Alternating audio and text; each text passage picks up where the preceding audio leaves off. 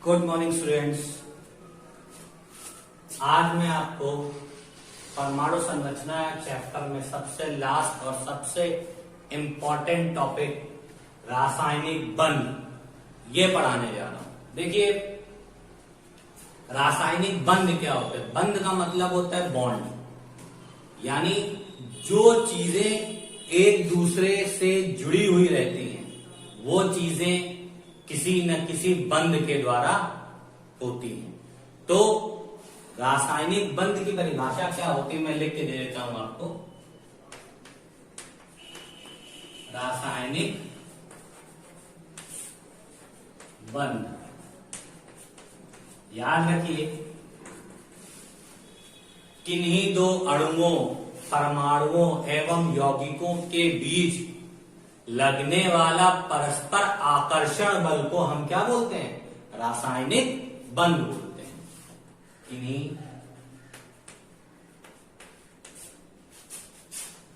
परमाणु अणु एवं यौगिकों के बीच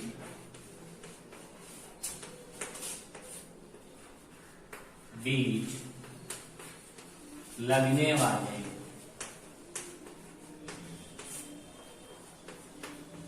आकर्षण बल को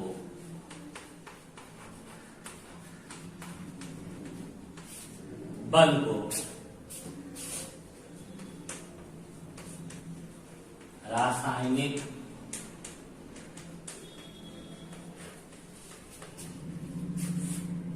बंध कहते हैं। ठीक है, जैसे एक सिंपल सा एग्जांपल देता हूं। आप लोगों ने मीथेन सुना होगा। मीथेन, इसमें क्या होता है? CH4। देखिए इसकी संरचना कैसी होती है।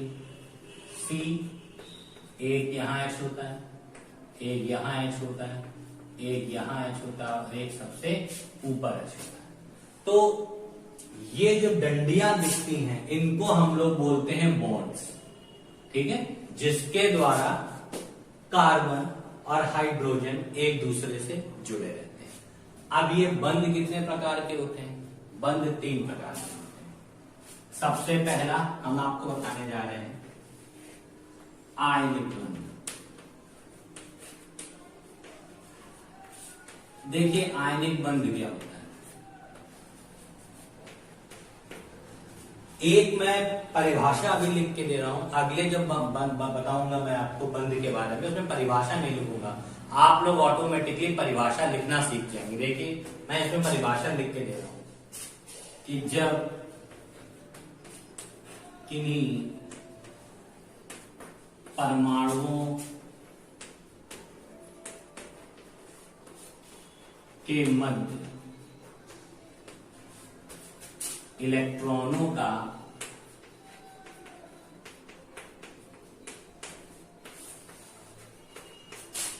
स्थानांतरण होता है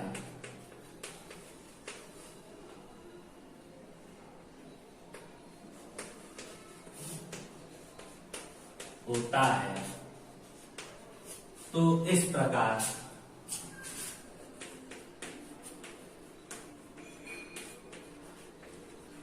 बनने वाले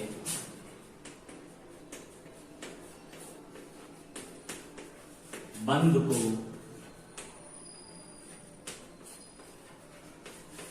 आयनिक बंध कहते हैं।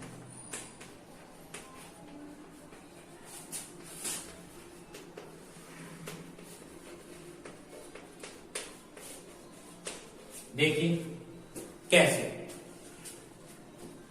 हम एक एग्जाम्पल ले रहे हैं इसमें NaCl का। देखिए Na, इसका इलेक्ट्रॉनिक विन्यास कीजिए 2 8, एक क्लोरीन का इलेक्ट्रॉनिक विन्यास कीजिए 2 8 और 7। ये मैंने इनका इलेक्ट्रॉनिक विन्यास कर दिया। अब देखिए, इसकी अंतिम कक्षा में इलेक्ट्रॉन कितना है 8 और इसकी अंतिम कक्षा में इलेक्ट्रॉन कितना है 7। तो देखिए मैं कैसे कर रहा हूं, मैं आपकी सारी कक्षाएं नहीं बनाऊंगा।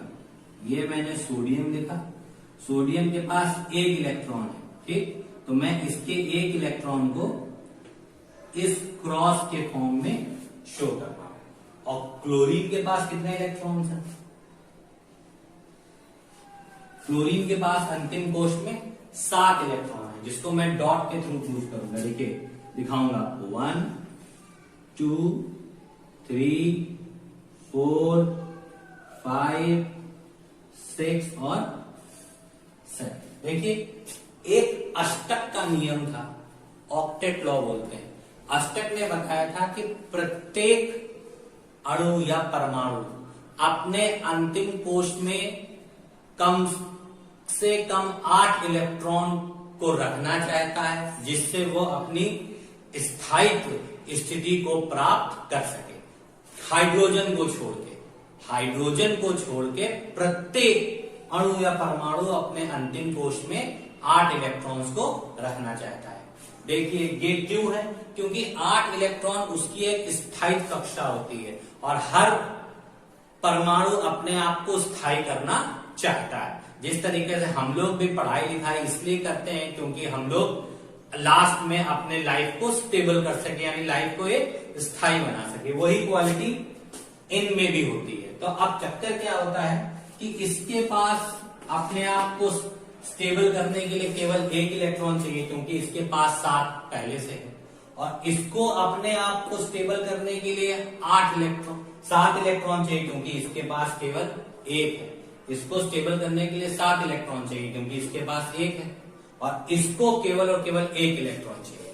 तो अब ये क्या करेगा, अपना एक इलेक्ट्रॉन इसको त्याग देगा, एक इलेक्ट्रॉन इसको क्या कर देगा, त्याग देगा। अच्छा क्यों करेगा ऐसा, जब ये अपना एक इलेक्ट्रॉन इसको दे देगा तो अब इसके पास केवल कितने बचेंगे, 2 और 8। इसकी अंतिम कक्षा में 8 इलेक्ट्रॉन हो गए, इसने अपने आप को स्थायी कर लिया। अब इसके पास जब इसने एक इलेक्ट्रॉन इससे ले लिया, अब इसकी भी अंतिम कक्षा में 8 इलेक्ट्रॉन हो गए, ये भी स्थायी हो गया। अब ये दाता था इसीलिए Na पे प्लस का साइन आ गया, और ये ग्राही था इसीलिए इस पे माइनस का साइन आ गया। तो इसको हम एक साथ NaCl बोल सकते हैं, यानी सोडियम क्लोराइड। अब क्वेश्चन ये उठता है कि सर इसने 7 इलेक्ट्रॉन इसको क्यों नहीं दिए, अगर ये अपने 7 इसको दे देता तो ये भी अपने आप को अंतिम कोश में 8 इलेक्ट्रॉन पा जाता, इसने क्यों नहीं दिए। हमेशा याद रखिए कि एक इलेक्ट्रॉन का त्याग करना या एक इलेक्ट्रॉन को ग्रहण करना हमेशा आसान होता है कि हम 7 इलेक्ट्रॉन को त्याग करें या 7 इलेक्ट्रॉन को ग्रहण करें। हमेशा कम इलेक्ट्रॉन्स का त्याग और कम इलेक्ट्रॉन्स को ग्रहण करना ज्यादा आसान होता है। जैसे आपको हम एक नॉर्मल एग्जांपल के साथ बोले, अगर हम आपसे बोलेंगे क्या कहते हैं, आप 7 केजी आटा दुकान से ले आइए, और फिर आपसे बोले हम 1 केजी आटा आप ले आइए, तो 1 केजी का वेट कम होता है, आप लोग पकड़ के तुरंत भाग के चले आओगे। पर यही 7 केजीज का वेट ज्यादा होता है, तो आपको आने में समय लगेगा। इसीलिए कम इलेक्ट्रॉन्स को देने या लेने में आसानी होती है, इसीलिए ये अपना इलेक्ट्रॉन इसको देता है और क्या बना लेता है, NaCl। ठीक है, कोई दिक्कत तो नहीं। अब जैसे इसका सेकंड एग्जांपल मैं आपको शो करके दिखा रहा हूं, जैसे MgCl2। देखिएगा बहुत ध्यान से, अब मैग्नीशियम और यहां मैंने क्लोरीन 2 है, याद रखिएगा, तो 2 क्लोरीन मैं लिख देता हूं क्योंकि Cl2 लिखा हुआ है। अब देखिए क्या होता है, मैग्नीशियम अंतिम कोश में इलेक्ट्रॉनों की संख्या 12, तो पहले शेल में कितने गए, 2, दूसरे में 8, तीसरे में 2।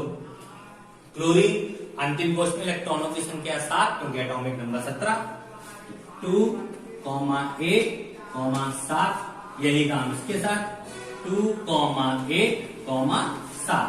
अब देखिए ये अपने आप को स्टेबल करना चाहेगा, वो सोचेगा ये 2 इलेक्ट्रॉन हम किसी को दे दें तो मेरे अंतिम कोश में 8 इलेक्ट्रॉन हो जाएंगे, हम स्टेबल हो जाएंगे। ये दोनों क्लोरीन एक एक इलेक्ट्रॉन लेना चाहेंगे, सोचेंगे हमको कहीं से एक एक इलेक्ट्रॉन मिल जाए तो हम अपने आप को स्टेबल कर ले। तो ये देखिए किस तरीके से फिगर ड्रॉ करते हैं। ये मैंने लिखा Mg, इसके पास 2 इलेक्ट्रॉन थे तो मैंने एक इलेक्ट्रॉन ऐसे, एक इलेक्ट्रॉन मैंने ऐसे दिखाया, ठीक। अब क्लोरीन, एक क्लोरीन मैं ऊपर लिख देता हूं, लिख आप कैसे भी सकते हैं, मैं थोड़ा ऊपर लिख रहा हूं जिससे आपको समझाने में इजीनेस हो। और यहां पे मैं 7 इलेक्ट्रॉन डाल रहा हूं, 1 2 3 4 5 6 और ये 7। एक क्लोरीन में नीचे लिख दे रहा हूं, यहां पे भी 7 कर दीजिए, 1 2 3 4 5 6 और ये 7। देखिए एक एक इलेक्ट्रॉन इनको चाहिए तो क्या करेगा, ये अपना एक इलेक्ट्रॉन इसको दे देगा और एक इलेक्ट्रॉन ये अपना इसको दे देगा। जब एक एक इलेक्ट्रॉन ये दोनों इसको दे देंगे तो Mg के पास क्या बचेगा, 2 इलेक्ट्रॉन ये दोनों इसको दे देंगे तो Mg के पास क्या बचेगा, 2,8। अष्टक का नियम पूरा, अंतिम कोश में इलेक्ट्रॉनों की संख्या 8 हो गई।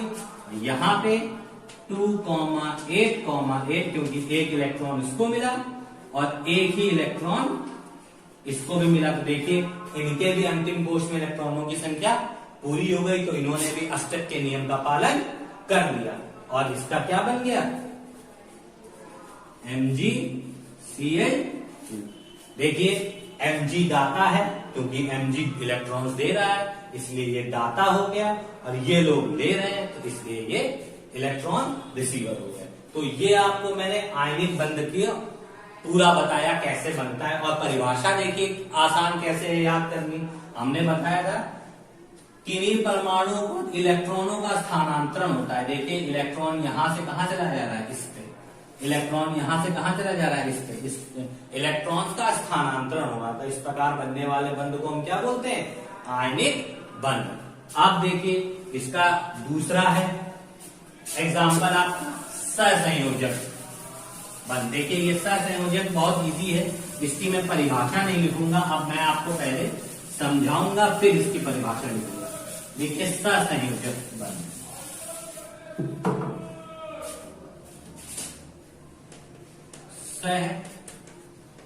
सहसंयोजक बंध। सहसंयोजक बंध का मतलब क्या होता है, सहसंयोजक बंध का मतलब होता है कि किसी चीज की साझेदारी से कोई, एक सिंपल सा एग्जांपल लेते हैं, जैसे हम कोई एग्जाम देने गए तो मेरे पास मान लीजिए ब्लू पेन था, हम ब्लैक पेन ले जाना भूल गए। दूसरा मेरा फ्रेंड था वो ब्लैक पेन लेके गया पर ब्लू पेन ले जाना भूल गया। अब हम दोनों बैठे हैं बगल बगल में, अब हमको ब्लैक पेन से क्वेश्चन लिखने हैं, उसको ब्लू पेन से आंसर्स लिखने हैं। इस कंडीशन में हम लोग क्या करेंगे कि एक दूसरे के साथ साझेदारी कर लेंगे, ब्लैक पेन और ब्लू पेन की। मतलब ब्लू पेन जब उसको जरूरत होगी हम उसको दे देंगे, जब और उसके बाद उस जगह पे हम उससे ब्लैक पेन ले लेंगे और अपना काम करने लगेंगे। मतलब एक दूसरे के साथ साझेदारी कर लेंगे कि वो मेरे भी पेन का इस्तेमाल कर सकता है और हम उसके भी पेन का इस्तेमाल कर सकते हैं। तो सबसे बड़ी बात सहसंयोजक बंध की खासियत क्या होती है, ये हमेशा अधातुओं के बीच बनते हैं। अधातुएं क्या होती है, गैस, जितनी गैसेस हैं वो सभी अधातुएं होती हैं। अब देखिए इसको हम करते कैसे हैं, बहुत इजी है। अब इसमें याद रखिएगा इसमें 3 बंध बनते हैं, एकल बंध, द्विबंध और त्रिबंध। इस सहसंयोजक बंध में 3 बंध बन जाते हैं। पहला होता है एकल बंध जिसको हम लोग इंग्लिश में बोलते हैं सिंगल बॉन्ड। दूसरा होता है द्विबंध जिसको इंग्लिश में बोलते हैं हम लोग डबल बॉन्ड। और तीसरा होता है मेरा त्रिबंध जिसको इंग्लिश में हम लोग बोलते हैं ट्रिपल बॉन्ड। ठीक है, तो ये होता है। अब हम सबसे पहले आपको ये अधातु क्या होती हैं, समस्त गैसेस अधातु होती हैं। अब देखिए कैसे होता है काम। सबसे पहले मैं एग्जांपल आपको हाइड्रोजन, ऑक्सीजन और नाइट्रोजन इन 3 का देने वाला हूं, इन तीनों का देने वाला हूं। तो सबसे पहले आप हाइड्रोजन के बारे में समझ लीजिए। हाइड्रोजन क्या होता है, हाइड्रोजन का परमाणु क्रमांक 1 होता है क्योंकि आवर्त सारणी में से सबसे पहली जगह स्थान पे रखा गया है।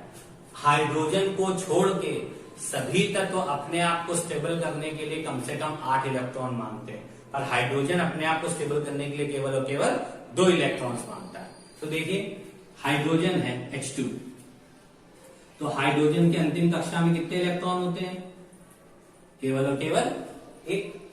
और दूसरा हाइड्रोजन है, क्योंकि 2 हाइड्रोजन लिखे हैं तो 1 हाइड्रोजन मैंने और लिख दिया। इसके भी अंतिम कक्षा में कितने इलेक्ट्रॉन होंगे? 1। अब इसको अपने आप को संतुष्ट करने के लिए 2 इलेक्ट्रॉन चाहिए, और इस वाले हाइड्रोजन को भी अपने आप को संतुष्ट करने के लिए 2 इलेक्ट्रॉन चाहिए। तो इस कंडीशन में क्या होता है, ये दोनों एक दूसरे के साथ साझेदारी कर लेते हैं। कैसे?